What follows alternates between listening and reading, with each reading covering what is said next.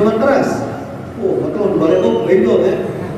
Nah, minuman keras teh. Nah, khamar itu adalah perasan daripada anggur. Anggur diperas, dimasukkan ke botol, simpen sampai bertahun-tahun. Oh, kalau mau dibuka anggur, wah, baunya bagus, jelema teler. Komodi diinum. Kata namina khamar. Hukumna pasti terang sadayana ya, terang sadayana. Tapi pertanyaan, lamun narkoba hukumnya namanya? Coba jangan di Al-Quran ayat surat narkoba ayat. Ekstasi hukumnya namanya ekstasinya. Oh, zaman baheula mah perasaan anggur, mun ayeuna mah kan lain anggur, bir, vodka, minuman. Eta hukumna naon? Kita akan membahas lebih tentang yaitu ilmu fikih. Ilmu fikih, apa itu ilmu fikih? Pasti sering ya, orang sadayana pasti sering karena atau pernah mengkaji ilmu fikih. Nah, ada ilmu fikih teh, ilmu fikih eta namina seueur aya disebut dengan ilmu ahkam syar'iyyah, hukum-hukum syariat, ada ilmu fikih. Disebut juga ilmu halal wal haram, ilmu yang menjelaskan tentang perkara yang halal dan perkara yang haram, itu ilmu fikih. Disebut juga dengan ilmu furu'uddin, cabang-cabang daripada agama. Kenapa? Karena Al-Quran dan hadis telah jelas, maka dirangkum oleh yang namanya ilmu fikih. Jadi kalau ada orang nanya belajar naon di Masjid Al-Mustafa belajar fikih, ayo fikih teh naon? Fikih. Naon fikih teh? Eta teh naon? Fikih gitu. Fikih teh naon fikih? Fikih teh cek Imam Subki, beliau memberikan ta'rif di dalam ilmu fikih yaitu al-ilmu bil ahkami syar'iyyati al-amaliyyati, ilmu yang menjelaskan tentang hukum-hukum syariat yang mana sifatnya hukum-hukum syariat tersebut yang diamalkan keseharian, anu sok urang papake, urang pagawe setiap poe, eta namina ilmu fikih, ilmu hukum-hukum syariat yang diamalkan. Al-muqtasabu min adillati at-tafsiliyah, yang mana ilmu fikih ini diambil dari dalil-dalil hukum agama secara terperinci.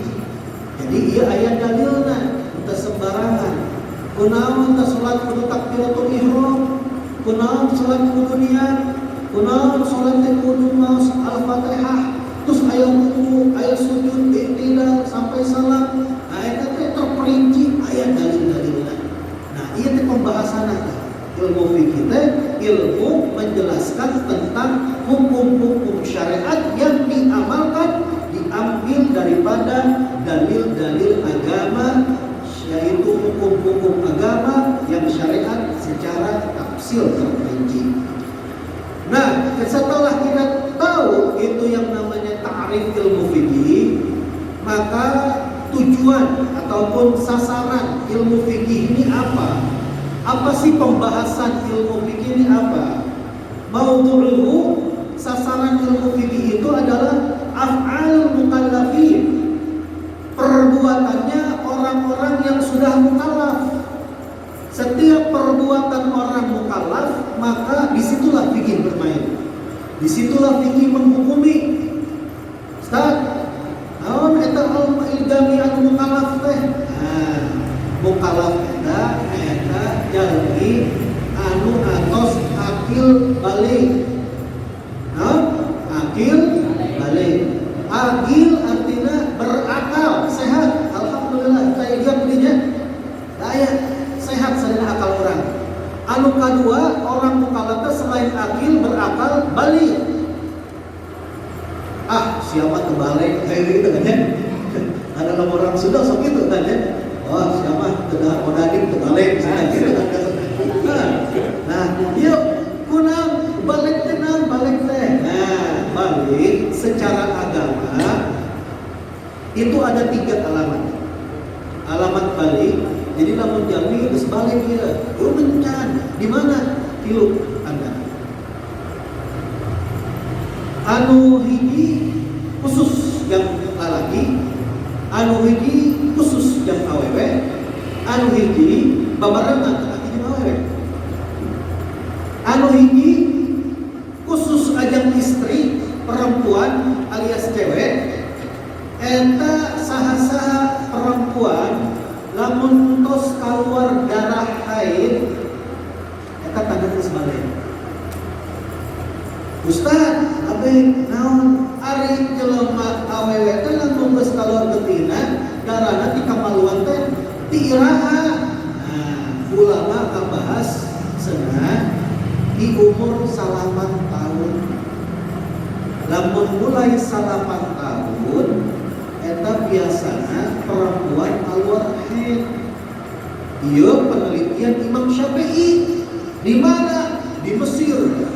Anjeunna pas dampak ke Mesir ningali perempuan-perempuan Mesir keluar darah haidna umur 9 tahun rata-rata. Diambil kesimpulan bahwasannya wanita kalau sudah keluar darah haid umur 9 tahun maka dihukumi balik. Nah, ieu geuning haid lamun perempuan ini keluar darah haid paling sedikit sehari semalam selama 24 jam. Paling lama 15 hari. Biasanya 6 sampai 7 hari, seminggu biasa. Tergantung kepada kebiasaan itu perempuan. Tapi rata-rata biasanya seminggu 6 sampai 7. Tapi paling sedikit sehari semalam 24 jam. Kalau paling banyak 15 hari itu paling banyak. Lebih dari 15 hari lain darah haid. Kita namanya darah istihadah, darah penyawat, darah penyakit. Pembahasan apa? Kayak ayat dibahas ini. Yang penting kita sudah tahu. Wah Ustaz, 15 hari keluar putih terus. Wah, kata mah. Baik kata jelema. Nah itu emang posisi keluarnya. Keluar seret barajam. Dulu jam ini karena keluar. Mau isukan kali ayat. Mau isukan aja karena keluar itu. Dikumpulkan sadayana ayat 7 hari atau 6 hari biasanya. Dikumpulkan kurang lebih 24 jam. Kita keluar betina seorang wanita. Itu tanda balik seorang wanita. Lamun tanda balik seorang pria, lamun geus mimpi basah biasanya. Naon eta mimpi basah? Udah langsung basuh gitu. Mimpi keluar mani. Tos keluar mani maka dihukumi eta laki-laki balik. Kumaha Ustaz lamun teu kaluar darah haid eta awewe henteu mimpi basah eta lalaki sampai iraha di batasan eta jalmi sampai ka balik teh lamun atos lewat 15 hari. Ini tanda terakhir kalau wanita tidak haid atau laki-laki tidak keluar mani kalau sampai 15 hari 15 tahun umurnya ya happy birthday to you itu ya orang ini biasanya ya zaman ayeuna zaman kiwari sok gitu ya Pak happy birthday to you ya kabaraha 15 geus balik dihukumi balik. Namun geus akil balik berarti mukallaf. Naon ari mukallaf teh? Mukallaf teh jalmi anu dipaksa ku syariatna Islam. Jadi lamun jalmi tos akil balik wajib anjeunna kudu salat, wajib anjeunna kudu puasa, wajib anjeunna kudu ngaluarkeun zakat lamun tos disomna, wajib anjeunna kudu berangkat haji dan umrah bila mampu. Nah eta kewajiban di dalam agama. Jadi fikih teh ngabahas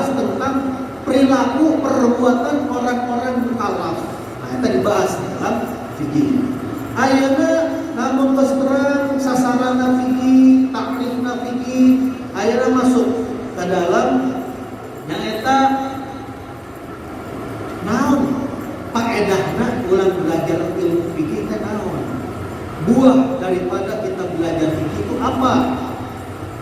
Faedahnya itu adalah imtithal awamirillah wajtinabu nawahihi. Faedah kita belajar ilmu fikih adalah kita bisa melaksanakan perintah-perintah oleh Allah Subhanahu wa taala melalui lisan Rasulullah yang dijelaskan di dalam Al-Qur'an dan hadis Nabi sallallahu alaihi wasallam. Perbuatan-perbuatan yang diperintahkan oleh agama bisa kita laksanakan. Begitu juga larangan-larangan di dalam agama bisa kita tinggalkan. Karena apa? Karena kita sudah belajar ilmu fikih. Jadi ilmu fikih kita ngajarkan ke orang, diperintahkan ku Kanjeng Nabi, aqimus shalah, ayo dirikan salat. Oh, salat. Salat teh kumaha? Tata carana salat teh kumaha? Rukun salat teh baraha? Anu wajib di dalam salat teh kumaha? Sanjan salat kudu kumaha tah? Kudu wudu heula. Kumaha prak? Wudu teh kos kumaha? Tata cara wudu teh kos kumaha? Nah, eta dijelaskan ilmu fikih. Dijelaskan tata cara wudu, dijelaskan tata cara salat, tata cara puasa, tata cara jasa zakat sampai ibadah haji dan umrah, semua dijelaskan oleh fikih. Sehingga orang jelas. Faedahna orang bisa melaksanakan anu namina haqiqatu taqwa. Nya eta naon haqiqatu taqwa? Taqwa teh melaksanakan kewajiban, meninggalkan larangan. Sehingga lamun jami biasa mengerjakan seperti itu, insya Allah mendapatkan bahagia dunia dan akhirat. Nah, jadi orang terang ya, faedah belajar ilmu fikih teh naon senantiasa melaksanakan perintah Allah dan menjauhi daripada larangan-larangan Allah teh naon betul dijelaskan di dalam fikih. Nah, ayeuna sahanya anu ngadamel ilmu fikih teh aya pertanyaan aya wadi'uhu yang meletakkan ilmu fikih teh saha da zaman baheula di Kanjeng Nabi tak aya fikih-fikihan teh sadayana ulama para sahabat rata-rata ulama hafal Quran hafal hadis kemudian ditambah aya Nabi Muhammad sallallahu alaihi wasallam tambah jelas tuh ayeuna saha anu ngadamel di ilmu sehingga dikenal orang sadayananya aya kitab fikih, aya kitab Safinatun Najah, aya kitab Musatul Jami'ah, aya kitab Fathul Qori, aya kitab Fathul Mu'in, macam-macam.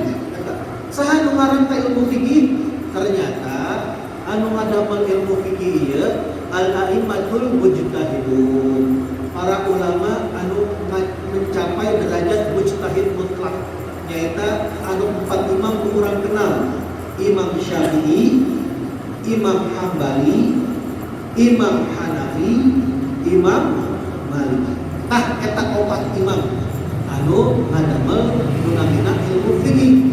Tapi sebenarnya anu pertama kali ngadiktekeun ilmu fikih teh eta anu pertama kali Sayyidina Zaid bin Ali Zainal Abidin ibn Imam Husain bin Ali bin Abi Thalib radhiyallahu anhu. Eta anu pertama kali ngadiktekeun ilmu fikih teh Imam Zaid bin Ali Zainal Abidin ibn Imam Husain bin Fatimah Zahra binti Rasulullah sallallahu alaihi wasallam. Cucunya Kanjeng Nabi anu namina Imam Zaid bin Ali.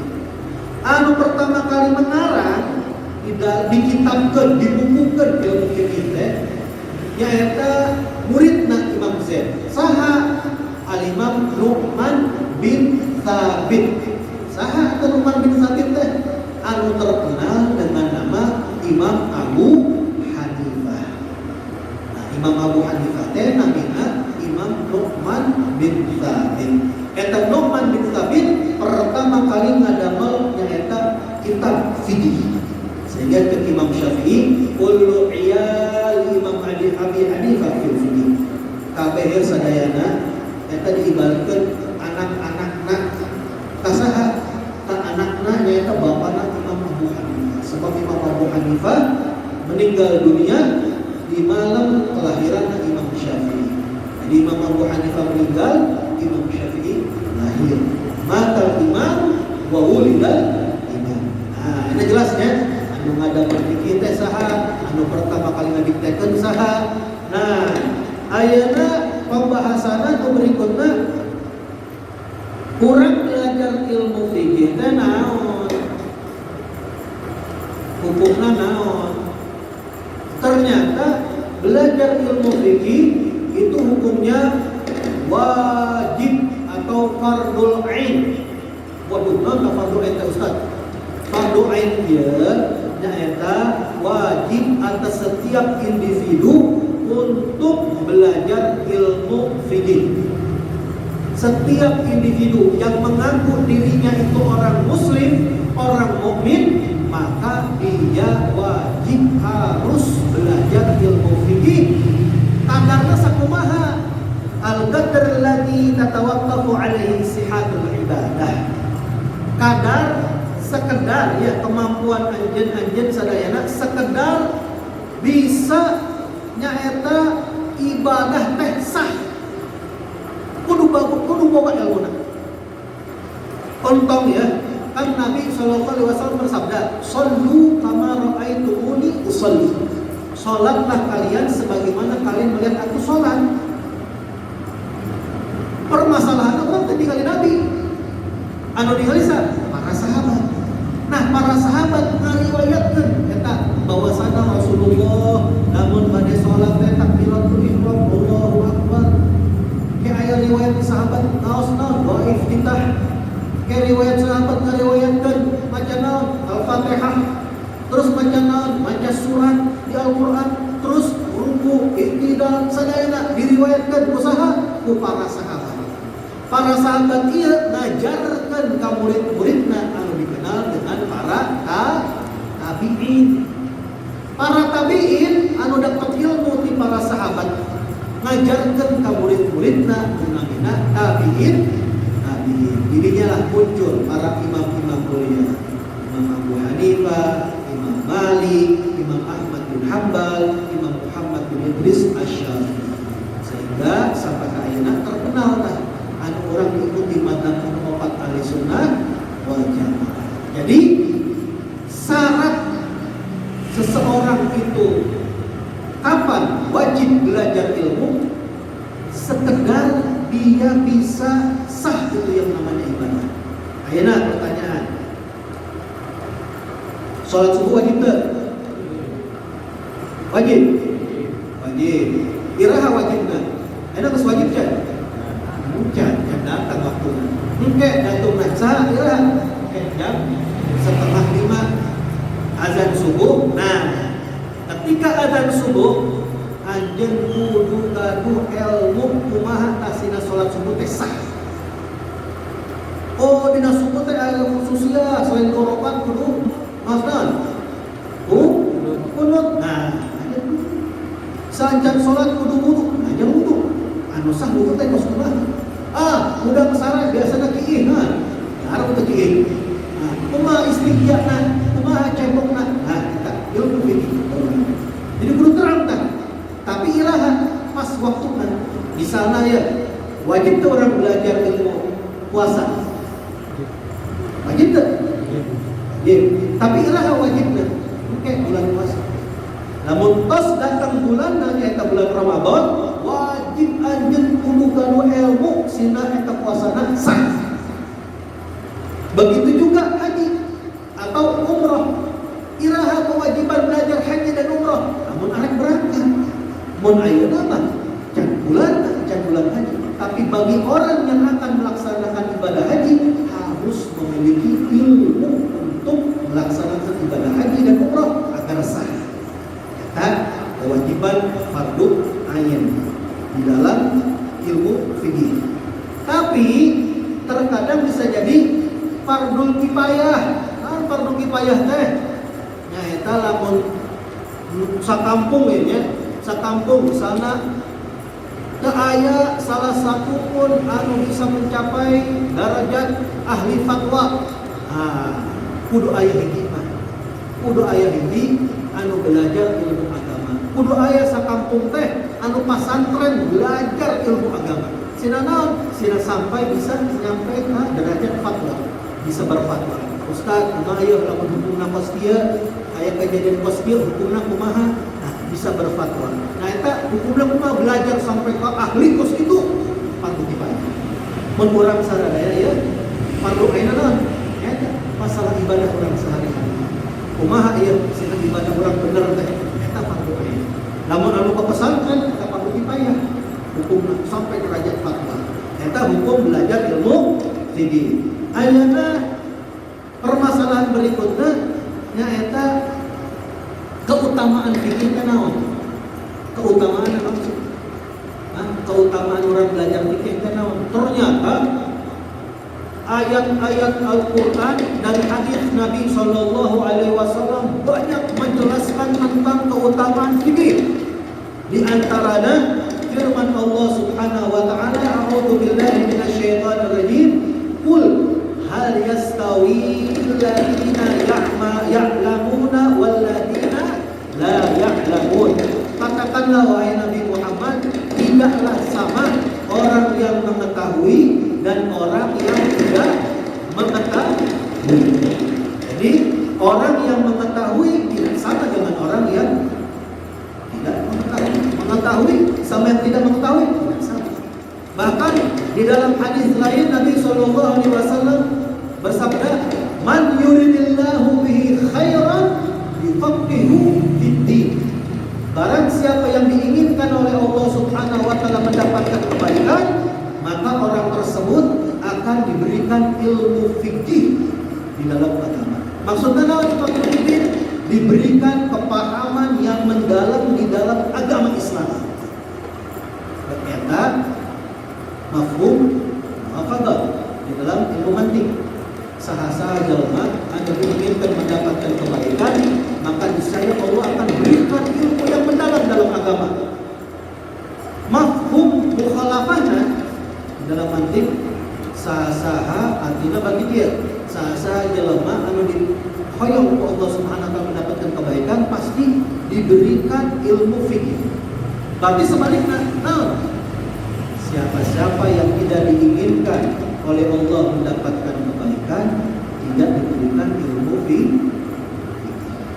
Oleh karena di dalam agama itu di ayat hadis yuhramul asyiya wa yulhamus su'ada. Ilmu fikih ini diberikan kepada orang-orang yang mana bakal bahagia. Orang-orang bakal bahagia dunia akhirat akan mendapatkan ilmu fikih. Bagi orang-orang yang mana mendapatkan kebaikan agama. Berarti sebaliknya, anu dipilih hayang Allah Subhanahu wa taala mendapatkan kebaikan tidak diberikan ilmu fikih agama. Ganti ya. Teruskan ya. Ayat sabda Nabi sallallahu alaihi wasallam anu berbunyi, "Innakum asbahtum fi zamanin kathirun fuqahahu qalilun khataba'uhu." Kalian, Kanjeng Nabi ngomong kepada para sahabat, ada di zaman yang mana zaman tersebut ahli fikihnya, ahli hukum agama banyak. Tetapi ahli khutbah yang ahli ceramah sedikit. Itu zaman sahabat. Qalilun sa'ilun, sedikit orang-orang bertanya. Kenapa? Rata-rata harus paham, rata-rata ulama. Kathirun mu'idun, ilmu yang diberikan banyak. Setiap sahabat berbuat sesuatu turun Al-Quran. Ayat Nabi SAW menjelaskan. Maka kata Nabi, wal amal fihi khairun minal ilm. Sehingga mengamalkan ilmu di zaman tersebut lebih baik daripada belajar ilmu. Mengamalkan ilmu lebih baik daripada belajar ilmu. Kenapa? Rata-rata ulama. Ayat Rasulullah, Al-Quran turun, banyak ahli ilmu, sedikit orang ahli khutbahnya. Eta Rasulullah. Sehingga para sahabat rata-rata jihad fisabilillah, nyebarkan agama Islam. Begitu juga para tabi'in, ahli ibadah rata-rata. Tapi kata Nabi, wasayati 'alan nas, akan datang atas manusia zamanun, satu zaman, qalilun fuqaha'uhu, sedikit sekali orang-orang yang ahli fikih, Sedikit sekali orang-orang yang paham di dalam syariat agama Islam. Kathirun khutabahu, tapi banyak yang ahli khutbah, ahli ceramah, nah seueur. Tapi lamun ditanya masalah fikih, nah tepaham. Maka kata Nabi, qalilun fuqahu, kathirun khutabahu, qalilun mu'tuh.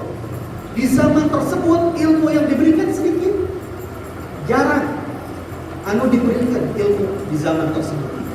Kathirun sa'iluh, sedangkan problematika yang ada di umat waktu itu banyak, sehingga banyak yang bertanya, pertanyaan banyak, tapi ilmu yang diberikan sedikit. Maka kata Nabi, al-ilmu fihi khairun minal amal. Nah, belajar ilmu di zaman tersebut maka lebih baik daripada mengamalkan ilmu. Beramal ibadah sampai sebutin itu lebih baik belajar. Kenapa? Karena fakullu man bi ghairi ilmin ya'malu a'maluhu mardudatun la tuqbalu. Setiap orang yang beramal tanpa ada pondasi ilmunya, maka amalnya akan ditolak oleh Allah Subhanahu wa taala. Kenapa? Karena minggu geus salat kok. Tos, kumaha salatnya? Nah, pokoknya salat we gitu. Nah, maksudnya diterima teh kira-kira Allah Subhanahu wa taala. Kenapa? Tak ada ilmunya. Belajar ilmu di waktu tersebut lebih baik. Sehingga Imam Syafi'i berpesan, ta'allam falaisa al-mar'u yuladu 'aliman. Belajarlah, karena tidak ada seorang pun yang dilahirkan dalam keadaan alim. Lahir langsung bisa baca, lahir langsung bisa ceramah. Kudu belajar heula. Dahar unggul disuapan dengan tiket. Lempang unggul kudu dipegang. Kau sampai ngeburak jatuh terangna. Eta ta'allam falaisal mar'u yuladu 'aliman wa laisa akhul ilmi kaman huwa jahil. Dan orang yang berilmu tidak sama dengan orang yang bodoh. Hanya dibilang oleh Imam Ali bin Abi Bakar Sakran, al-jahlu narun lidinil mar'i yuhrikuhu wal ilmu ma'un litilkal nari yufriha. Kebodohan itu diibaratkan api yang membakar terhadap agamanya seseorang. Sedangkan ilmu diibaratkan air yang bisa yaitu memadamkan api tersebut. Kurang lamun belajar, ada orang yang bakal didulung di neraka jahanam. Alhamdulillah. Ada potensi bakal dibakar. Kumaha eta maraman tah apina dengan cara ulang belajar ilmu. Ilmu itu diibaratkan air yang akan memadamkan daripada itu yang namanya api. Bahkan ilmu itu menjadi tolak ukur kesuksesan seseorang. Dulu kata Abdullah bin Abbas, khuyira Sulaiman alaihissalam bainal ilm wal mal wal buluk. Dulu Nabi Sulaiman alaihissalam ditawarkan oleh Allah Subhanahu wa taala 3 perkara. Pertama ilmu, yang kedua harta, yang ketiga tahta. Pilih apa? Ilmu atau harta atau tahta, jabatan, kekuasaan. Maka Nabi Sulaiman fakhtaral ilma. Nabi Sulaiman milih ilmu. Dengan ilmu tersebut Nabi bisa berbicara dengan yang namanya hewan. Dengan ilmu tersebut bangsa jin tunduk patuh kepada Nabi Sulaiman. Bahkan manusia tunduk patuh kepada Nabi Sulaiman. Karena Nabi Sulaiman milih ilmu, maka wa'atallahul mala wal mulka. Allah berikan yang namanya harta dan tahta. Nabi Sulaiman jadi raja, Nabi Sulaiman jadi orang kaya raya karena Nabi Sulaiman memiliki ilmu. Karena indahna luar biasana anu jalmi ngaguru kagaduhan ilmu. Sampai Imam Fathul Al-Musli pernah nanya pas kaya. Aya seorang imam Fathul Al-Musli nanya ke murid-muridnya. Ditanya, "Alaisal marid idza muni'a min at-ta'am wasy-syarab wad-dawa yamut?" Apakah ada seorang yang sakit apabila ditahan daripada makan, minum dan minum obat selama 3 hari? salah satu ayam 3 hari yang kira-kira mati tuh. Kalau mana murid-murid itu, iya dong. Orang sakit, sekarat, tidak dikasih obat, tidak dikasih minum, tidak dikasih makan. 3 hari mau tak kira-kira? Mau. Maka kata Imam Fathul Muslim, kadzalikal qalbu. Begitu juga hati. Hati kita nih, idza muni al-hikmah wal ilm thalathata ayyam yamut. Apabila hati kita tidak mendapatkan nasihat hikmah, tidak mendapatkan ilmu, maka hati tersebut 3 hari akan mati. Lamun geus hati mati dinasihati pesek. Lamun geus hati mati malas kena ibadah. Malas hadir majelis taklim. Kunaon hatina? Maka orang tertutup karena namina ilmu. Oleh karena orang belajar ilmu agama. Nah, anu terakhir ia istimdaduhu. Istimdaduhu naon ya? Ini mana ilmu fikih teh dasarna diambil di naon? Referensina naon ilmu fikih? Referensina pertama minal kitab di Al-Qur'an. Semua dalil-dalil yang ada di dalam fikih semua ada di Al-Qur'an. Anu kadua was sunnah. Dina hadis Nabi sallallahu alaihi wasallam. Hadis menjelaskan daripada Al-Qur'an. Lamun dua ieu entos, maka dalil anu katilu di ahli sunnah wal jamaah nyaeta anu namina ijma. Ijma ieu namina kesepakatan. Contoh ya, dalil di dalam fikih kumaha hukumna salat tarawih. Naon hukumna salat tarawih di bulan Ramadan? Sunnah. Di mana kan Kanjeng Nabi tak pernah salat tarawih. Iku salat tarawih berjamaah setiap malam, sedangkan Rasulullah hanya 2 malam keluar salat tarawih di Masjid Nabawi. Lalu ketika malam ketiga sudah ramai, Rasulullah tidak keluar. Sampai kata Rasulullah, saya takut diwajibkan, kalian tidak sanggup, kalian jadi berdosa. Nah, semenjak itu orang sholat tarawih masing-masing di rumah. Sampai zaman Sayyidina Umar ibn al-Khattab radhiyallahu ta'ala anhu, Sayyidina Umar, kok iya bulan Ramadan Masjid Nabawi sepi amatnya? Poek satu penting. Nah bedana malam Ramadan jeung malam-malam anu bulan lain. Taya bedana ya. Kumaha ya? Ayo orang kumpulkan sadana para sahabat Nabi. Kumaha lamun urang salat berjamaah tarawih. Kumpul sadana di masjid. Di imaman ku satu imam harus Al-Qur'an. Para sahabat berpendapat, Umar, eta di zaman Nabi can pernah aya tumunan naon. Tapi kumaha ieu tong sampai ngaranna kebiasaan di bulan Ramadan jadi leungit. Lamun masing-masing di imam salat udah nu aya kita salat salat tarawih. Urang salat tarawih bareng-bareng di masjid. Kitu nya, ayo sepakat dah. Ayo saya jadi imam dah. Ubay bin Ka'ab jadi imam. Ramai Masjid Nabawi. Penuh dengan para sahabat Nabi. Hurung dah. Bercahaya di bulan Ramadan. Sayyidina Umar, ni'matul bid'ah sebaik-baiknya bid'ah yang kayak begini. Nah bid'ah tak ada di zaman Nabi, tapi dilakukan di zaman sahabat. Di zaman Khulafaur Rasyidin, Umar bin Khattab melaksanakan itu yang namanya ibadah tarawih berjamaah dan menjadi ijma kesepakatan para alim ulama sampai sekarang. Sholat tarawih eta sunnah berjamaah di masjid atau di mushola dan di tempat-tempat lainnya. Eta namina ijma. Sakumaha Al-Qur'an. Orang kan maos Qur'annya. Baheula Al-Qur'an tadi dibukukeun. Aya ditulis dina kulit, aya ditulis dina tulang, macam-macam dina kertas. Tetap kumpul.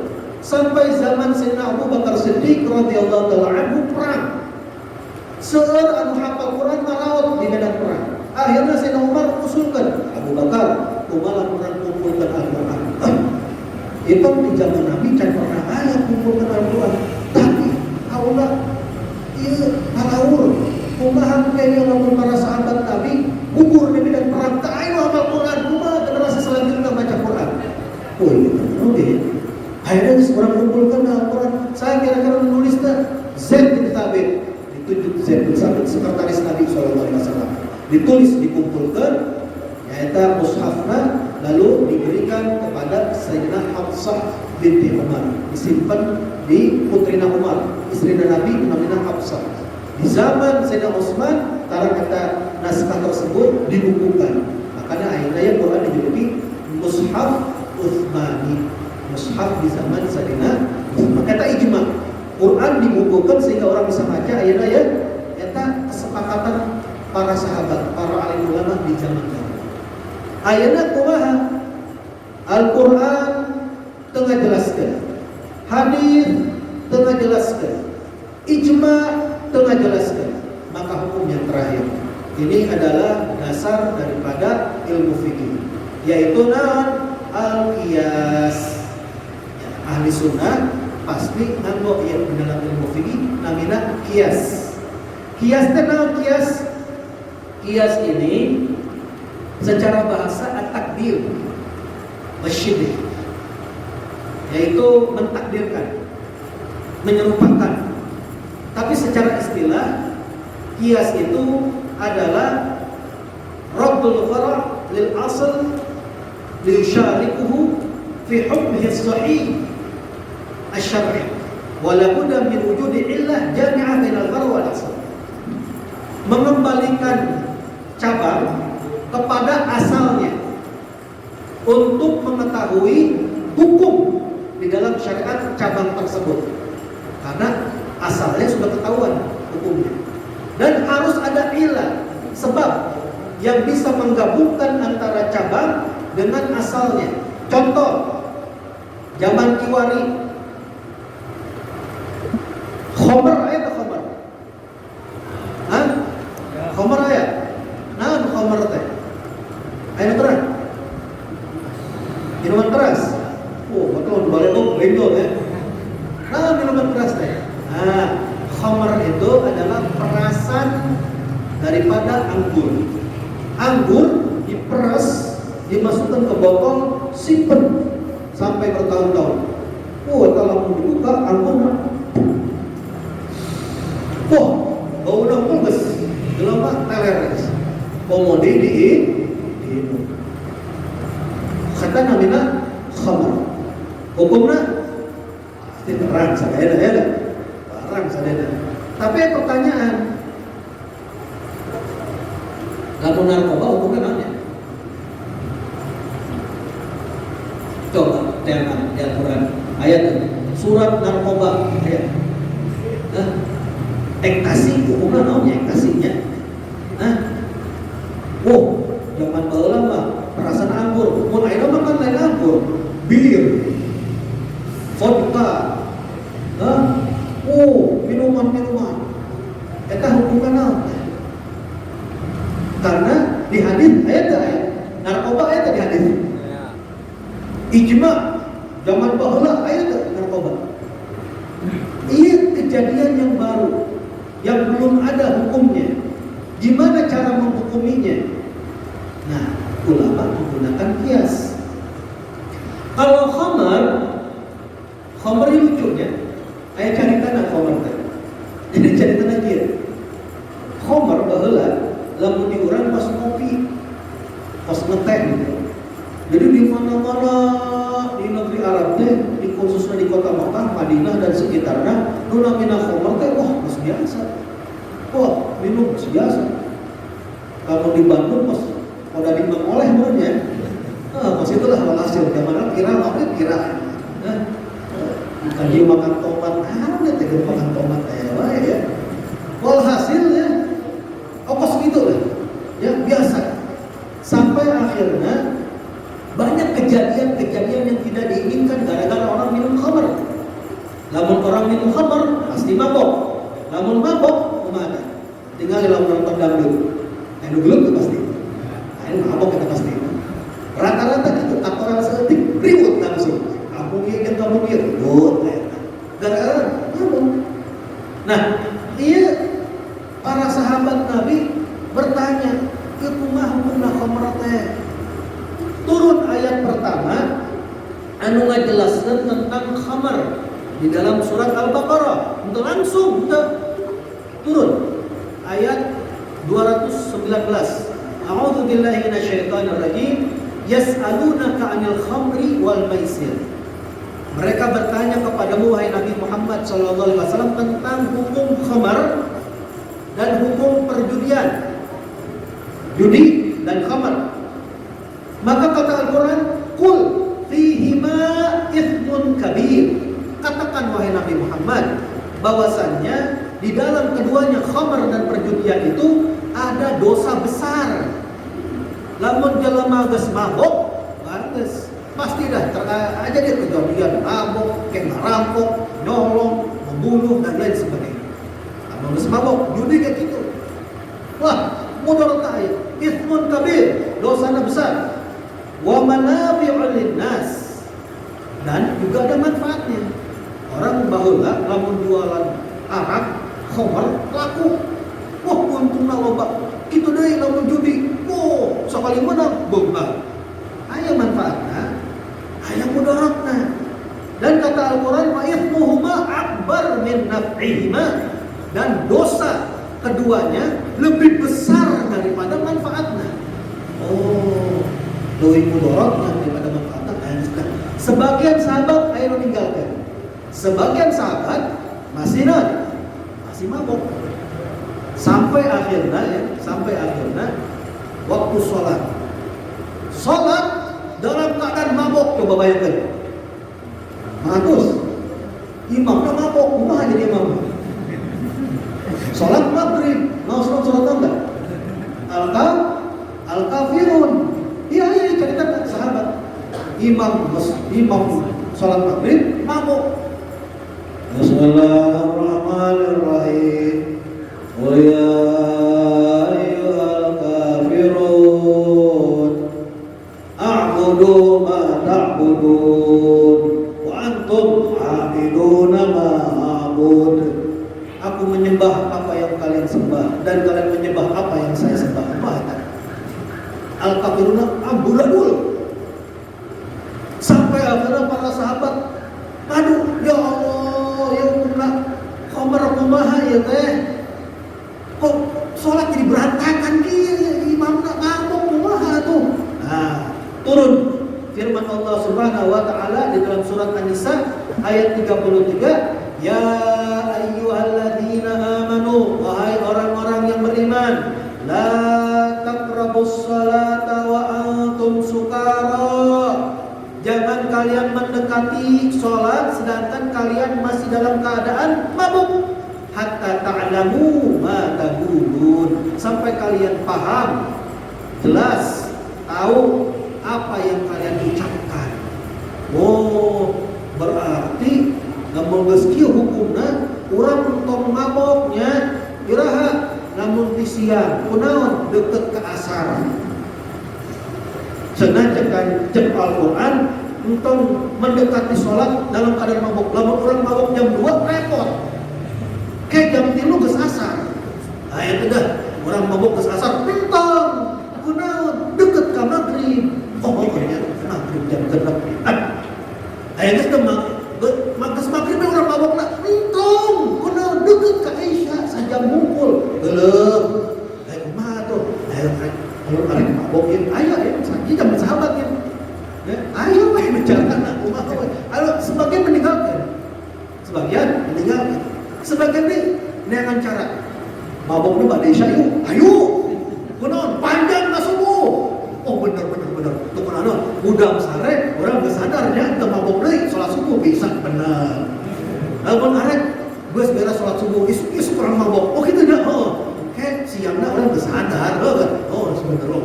Ayo geus dah. Ayo jelema kasih. Nyata Al-Quran turun dalam yaitu tidak langsung sedikit-sedikit. Sampai akhirnya ayat kejadian. Pernikahan. Resepsi. Disediakan naon? Khamar. Resepsi disediakan khamar, bayangkan. Oh. Gus Isa. Wah. Subuh joget deh. Hai itu mabuk dah. Bismillah. Kan kan wala taqrabu sholawat sukar, ya Ustaz. Minum. Walhasil lagi saat botol, 2 botol, 10 botol, 4 botol, 5 botol, mabok kata. Akhirnya gelut. Itu pertama tantangan orang Ansor, orang Madinah. Siap kaum muhajirin datang ke Mekah, datang ke Madinah, ya. Merepotkan hukul. Mantap siap, tong ini dia. Orang Ansor. Balak aing gitu. Balak aing dia. Cek orang muhajirin, aing datang ke negeri sia ya, Madinah gara-gara Kanjeng Nabi, lamun Kanjeng Nabi ke hijrah Madinah, mau datang aing ka dieu. Oh gitu sia. Gelut. Hajar sampai ka bocok. Ayat sahabat bocok. Keretihan. Sampai ayat sahabat, ya Allah, perjelaskan kepada kami tentang hukum yang namanya khamar. Akhirnya turun firman Allah Subhanahu wa taala, ya ayyuhalladzina amanu, dalam surah Al-Maidah ya, ayat 90, Allah berfirman, ya ayyuhalladzina amanu, innamal khamru, hanya saja itu yang namanya khamar, wal maisiru, dan perjudian, wal ansabu, dan binatang-binatang yang disembeli untuk sesembahan, untuk patung, yang naon surah mah zaman itu kopi pahitnya. Misalnya tuh gitu, kopi pahit, lisong, ayam, itu subuhan, wal ansabu, wal azlamu, dan panah pengundi nasi. Zaman baheula rijsun min amali syaitan, itu adalah perbuatan keji termasuk daripada amal perbuatan setan. Fajtanibu, tinggalkanlah oleh kalian, la'allakum tuflihun. Kata ayat Al-Maidah turun setelah pengharaman yang pertama, kedua, dan yang ketiga. Pas ketiga kata Samadina, botol dipecahkan, ongkosnya banjir, haram. Khamar sudah jelas hukumnya adalah khamar itu asal, hukumnya sudah jelas haram. Narkoba kumaha hukumnya? Orang kiaskeun jeung khamar, farah tak asal, cabang tak asalnya. Narkoba, ekstasi, dan bir dan lain sebagainya, ia orang gabungkan jeung asal, tapi harus ada ilah. Sebab yang bisa menggabungkan antara farah dengan asal. Sebab mana? Syiddatul mutribah, bikin orang jadi mabuk. Terus hilang akalnya. Lamun minum khamar, akalnya leungit. Lamun minum karba, mana kok saru oge leungit. Berarti ilahna sebabna sama. Lamun ilahna sebabna sama, berarti hukumnya sama. Yaitu naon? Kita namanya kias. Kias teh kos kitu. Jadi menghukumi hukum-hukum yang belum ada di zaman Nabi, di zaman sahabat, tapi terjadi di zaman sekarang misalnya, maka dibahaslah oleh para ulama, melihat daripada Al-Quran, melihat daripada hadis, melihat daripada ijma, dan yang terakhir dengan kias. Insyaallah kita akan lanjut kepada yaitu bab taharah, bab bersuci. Insyaallah masuk ke dalam bab suci. Ya karena mau dibangkul, ya mau di mana ke kajian kalamian ya. Mau di mana terus jam berapa ya? Waduh, jam 8.43 ya. Ampura ya, jadi kalamian ya. Jadi kalamian ya. Segala itu pembahasan kenapa? Lewat terus ya, masuk ke bab taharah. Nah, kira-kira yang boleh teruskan tentang masalah fikih. Wah, langsung Ustaz ya. Waduh, kalau beda ya Pak ya. Beneran, ya Pak ya.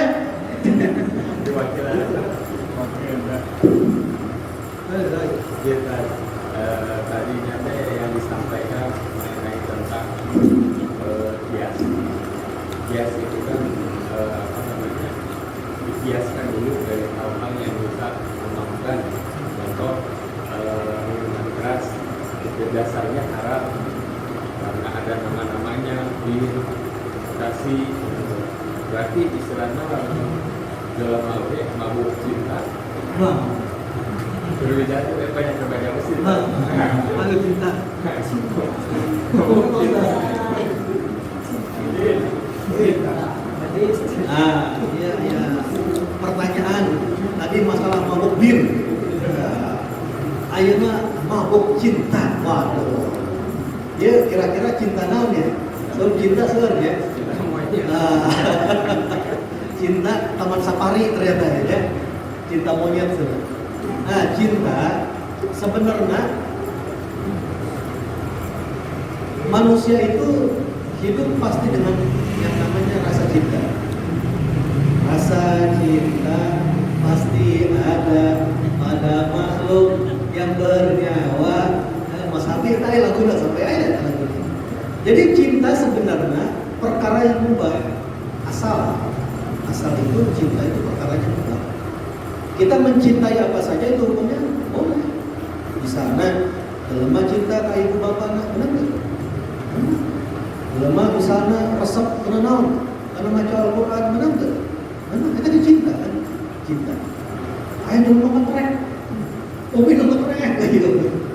Ya kita non cinta, cinta ngetrek. Nah, al-junun funun. Yang namanya cinta, gila cinta itu bermacam-macam.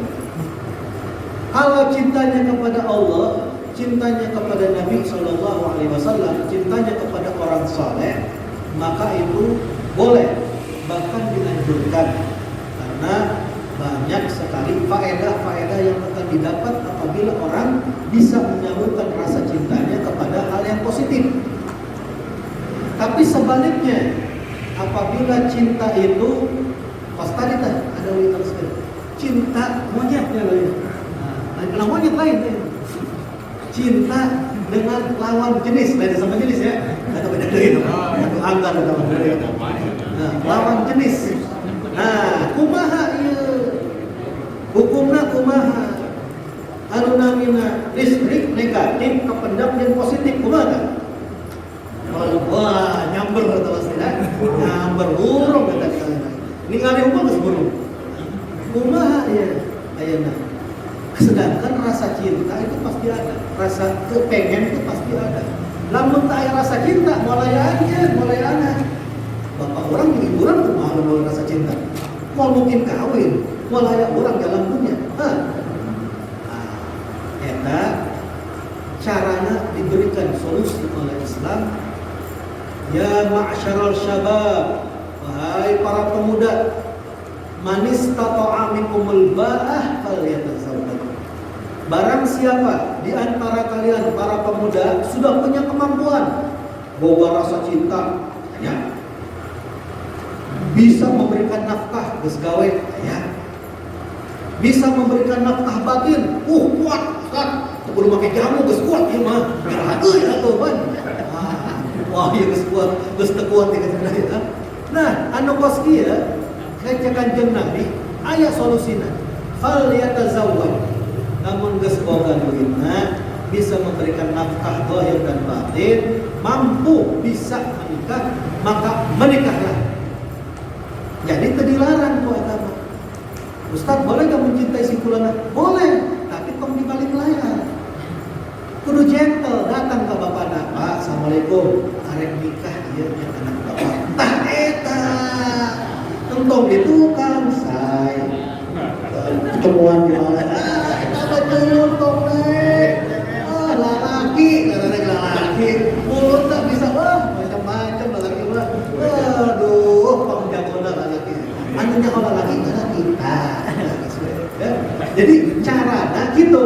Namun geus aya rasa cinta, rasa kabogoh, rasa ingin, maka salurkan dengan menikah. Tapi lamun teu nikah, nu aya palaurna zina.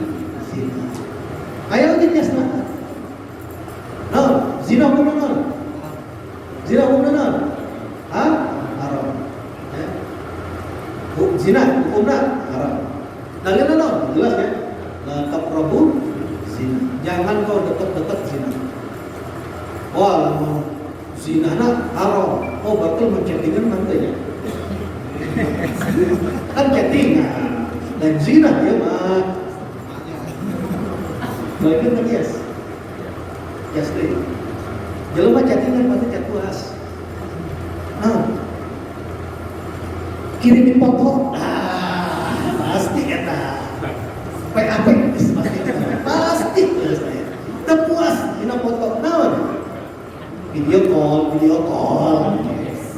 iya video call namun teh diteangan naon coba Instagram diteangan stalking ya kan naon diteangan iya ya emang chattingna ngobrolna nenjona emang lain perbuatan zina tapi menjurus kepada zina. La taqrabu zina. Jangan dekati perbuatan zina. Berarti apa? Dekati tekengeng dari zina.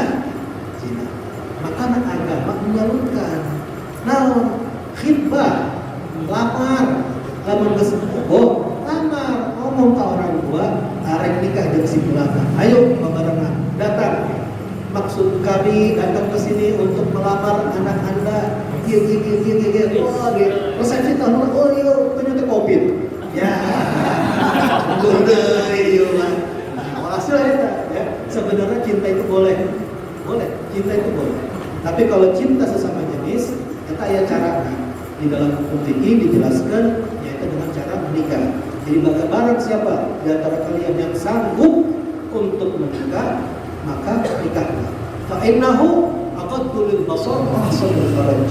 Karena menikah itu lebih menjaga pandangan dan lebih menjaga kemaluan. Fa in lam tastati, apabila kalian belum sanggup, ya Allah Ustaz, duit lagi di mana? Iya mah jangan diwari gitu kan. Fal yasum. Maka hendaklah berpuasa. Fa inna lahu wija, karena puasa itu memiliki perisai, bisa nahan. Jelema ya terlapar, mau nafsu dan naon gitu. Aduh, lapar haus mana? Tapi lupus kenyang, pasti kan. Beda. Bisikan ayat. Namun geus lapar tadi bisa puasa bisa mencegah. Puasa itu bagaikan perisai, bisa mencegah. Eta solusi di dalam agama. Kemudian ayatnya tanggal berapa? 15 ya.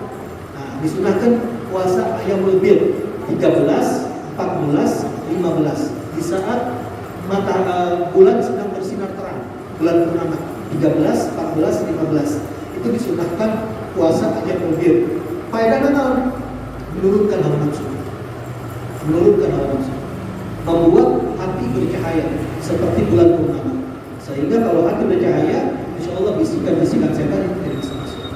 Karena dianjurkan bagi yang mau untuk menahan hawa nafsu atau naik tanggal 13, 14, 15 berpuasa. Bagi yang sanggup silahkan menikah. Ada berapa? Ontosnya, ontos, boleh ya? Dua kali. Ayah istri kalau dipakai dok ya.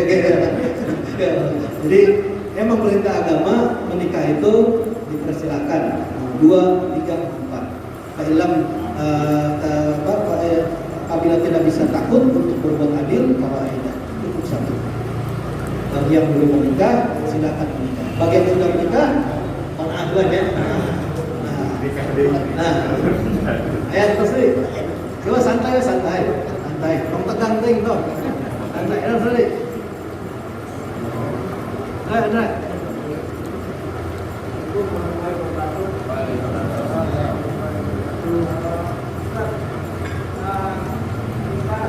Saya pribadi ingin menanyakan mengenai juga ulama dari masing-masing 4 mazhab itu kadang-kadang secara prakteknya kadang-kadang berbeda, yang menyebabkan masing-masing terutama orang yang tidak berilmu. Seperti misalnya contoh kita di Indonesia sendiri kebanyakan mazhab Syafi'i, terus kebanyakan tapi tidak berkemungkinan di Indonesia sendiri ada yang bermazhab bukan Imam Syafi'i. Contohnya seperti kayak mengenai pembatal wudu. Dari masing-masing mazhab itu berbeda-beda pembatal wudunya. Nah, yang saya mau tanyakan, apakah pada saat kita menggunakan mazhab Imam Syafi'i Artinya gini, apakah kita boleh memakai 4 mazhab itu dalam berpikir? Artinya tidak mengikuti satu mazhab. Misalnya karena menganggap bahwa wudu itu kalau Imam Syafi'i batal hukumnya bersentuhan dengan perempuan, tapi mazhab yang lain menyebutkan tidak batal dalam berwudunya. Nah, yang saya sampaikan, yang saya mau tanyakan adalah apakah boleh kita pegang 4 mazhab itu? Misalnya taruh kita di rumah tangga nih, karena kita mahram suami istri, terus karena ada dalil yang mengatakan bahwa suami istri itu tidak membatalkan, karena kita ada di Indonesia, terus kita beranggapan bahwa ini yang diberlakukan adalah mazhab Imam Syafi'i. Nah, itu seperti apa tadi? Pertanyaannya bagus, yaitu pertanyaan tentang para imam. Para alim ulama kenal mengkhususkan 4 imamnya: Imam Hambali, Imam Hanafi, Imam Maliki, Imam Syafi'i. Sedangkan imam-imam banyak. Zaman dulu imam suar, Imam Sufyan al-Thawri, Imam Ja'far al-Sadiq, Imam Daud al-Dhahiri, dan macam-macam banyak imam-imam. Tapi ternyata di antara segitu banyaknya imam, hanya 4 imam saja yang mana kitab-kitab mereka masih terawat dan murid-muridnya menjaga daripada ilmu imam-imam tersebut. Sehingga Imam Syafi'i memiliki kitab Ar-Risalah, kitab Bulughul, atau misalnya Imam Malik punya kitab Muwatta, atau misalnya Ibnu Qudamah di dalam mazhab Imam Hambali dan lain sebagainya. Ini terjaga dan terjaga sampai sekarang. Sehingga karena dalilnya ada, kitabnya ada, sehingga disepakatilah ijma para ahli sunnah wal jamaah 4 imam saja. Bukan berarti yang lain tidak ada, cuman sahih atau tidaknya ini pendapat imam tersebut dilakukan. Kenapa? Karena tidak ada kitabnya dan murid-murid pengikutnya sudah tidak ada. Sebaliknya Imam Syafi'i, Maliki, Imam Hanafi, Imam Hambali, ini semua ada di seluruh alam dunia. Dan ada pun tentang masalah tadi batal wudu. Batal wudu emang luar biasa ya. Ikhtilafu ummatir rahmah. Perbedaan pendapat di antara umatku itu adalah rahmat, kata Nabi SAW.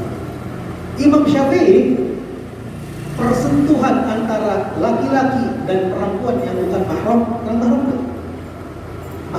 mahram itu adalah yang bukan mahram. Berarti mahram itu adalah sesuatu yang mana kita tidak sah untuk dinikahi. Misalnya ibu orang kan beda jenis, kita mahram, tidak boleh dinikahi. Begitu juga nenek orang paluhur, atau misalnya anak orang, anak perempuan, atau saudari kita, ukhti saudari kita, kakak orang atau adik orang awewe, kita ketengin di nikah, berarti kita mahram. Ada yang bukan mahram, berarti sah untuk dinikah selain mereka. Ada pembahasan tentang masalah mahram. Nah, contohnya istri orang, yang hukum ayat istri orang, sentuhan antara laki-laki dengan perempuan. Memang benar di dalam mazhab Imam Syafi'i, persentuhan laki-laki dan perempuan yang bukan mahramnya itu batal wudhunya. Asal tunggul ya. Sengaja atau tidak sengaja ya. Lama mazhab Imam Malik, kumaha Ustaz? Sama dengan Imam Imam Syafi'i. Sama-sama batal. Karena muridnya Imam Ahmad bin Hanbal, murid Imam Syafi'i. Kumaha guru Imam Syafi'i, yaitu Imam Malik bin Anas. Ternyata Imam Malik bin Anas beda dari ijtihadnya. Nah, ijtihadnya selama tidak syahwat maka tidak batal. Kalau syahwat batal. Jadi lalu di sana ya, orang mereka keluar ke masjid. Nah, kami kan istri orang. Neng, mereka masjid heula salaman. Mereka ada syahwat salaman biasa ke masjid. Nah, eta ditinggali lamun syahwat batal. Namun tasyahwat batal. Madzhab naon? Madzhab Imam Malik. Dalilna naon? Dalilna dulu Nabi SAW pernah sholat malam, Sayyidah Aisyah tidur, kakinya halangan tempat sujud Rasulullah, dicolek ke Rasulullah. Sukunah kan, akhirnya gerak sukunah Rasulullah sujud. Dari hadis tersebut Imam Malik berpendapat apa? Bahwasannya menyentuh kalau tidak syahwat tidak batal. Nah, Imam Syafi'i batal. Gimana tuh hadis tersebut? Itu khususnya Nabi Muhammad dan Imam Syafi'i. Kalau kita nggak bisa, maka dihukum kita batal. Lalu Imam Malik tetap. Jadi aula mastumun nisa di Al-Quran, ya.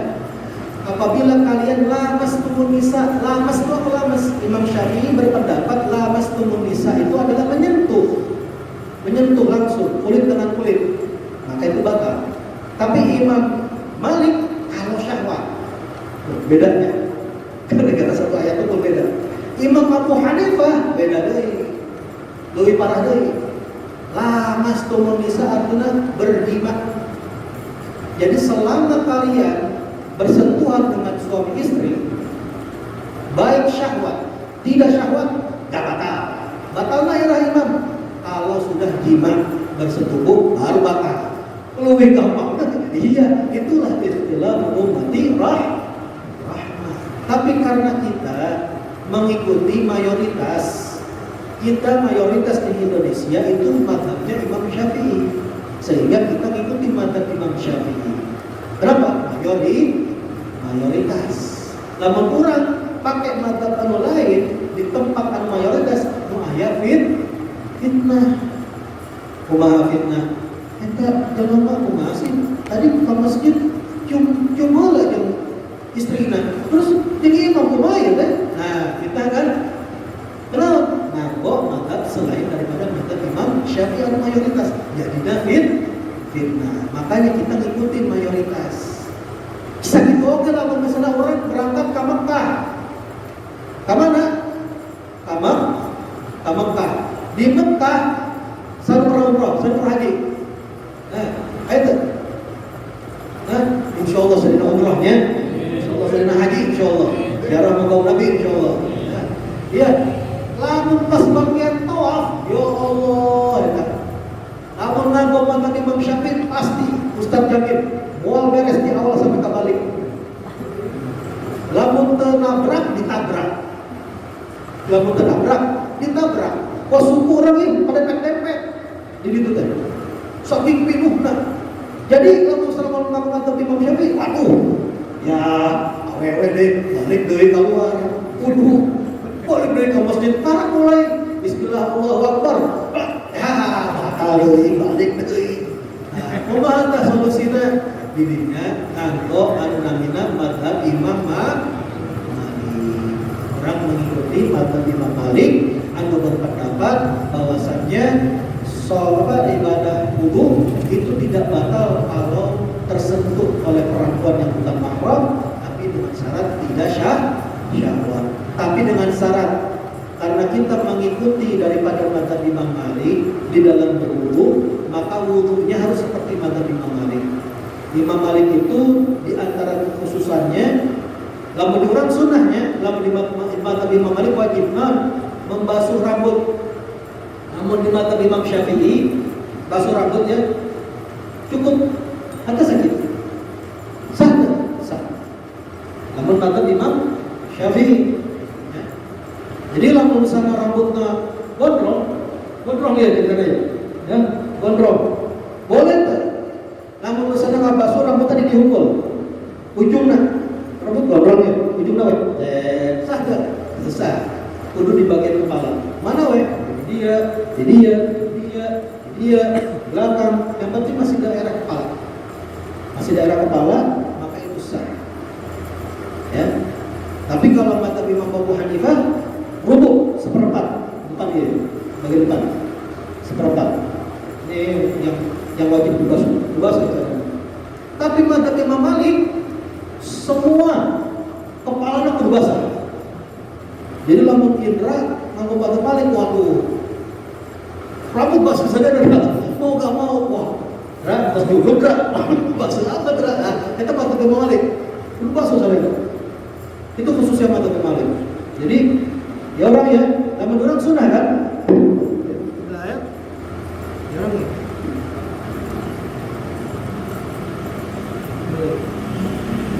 Sunnah. Namun di mazhab Imam Syafi'i, tapi lamun di mazhab Imam Malik wajib.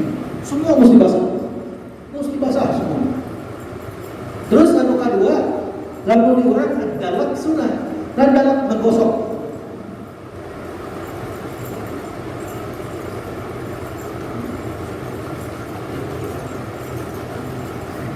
Nah itu menggosok kanan, terus nanti wajah, kaki digosok-gosok kan?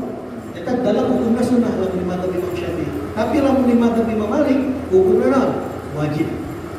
Jadi lamun pada pindah madzhab ke madzhab Imam Malik khususnya di Mekah, itu perlu terang. Namun misalnya orang babuduna ya uduna kudu madzhab Imam Malik oke. Jadi uduna kumaha Imam Malik kudu basuh sebagai kepala ya, terus kudu digosok. Abdi bahala kan ya, guru abdi dari asing giti. Ternyata madzhab Imam Malik, namun gosok dulu baru digosok.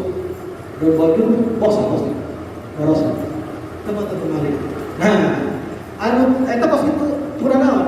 Pindah madzhab boleh, tapi dengan harus mengetahui kita tadi kadar ilmunya. Harus tahu di madzhab Imam Malik guruna masuk ya. Soalnya orang yang mengikuti madzhabnya. Anu tekenging lamun talfik, rang talfik.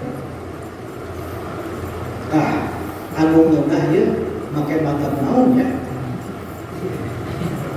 Lamun kieu make madzhab Maliki bae geus kieu. Kira mun sudah tambah pasti ieu make Syafi'i urang balik deui gitu tah. Lamun ade urang make Hanafi. Kos kitu talfik tekenging.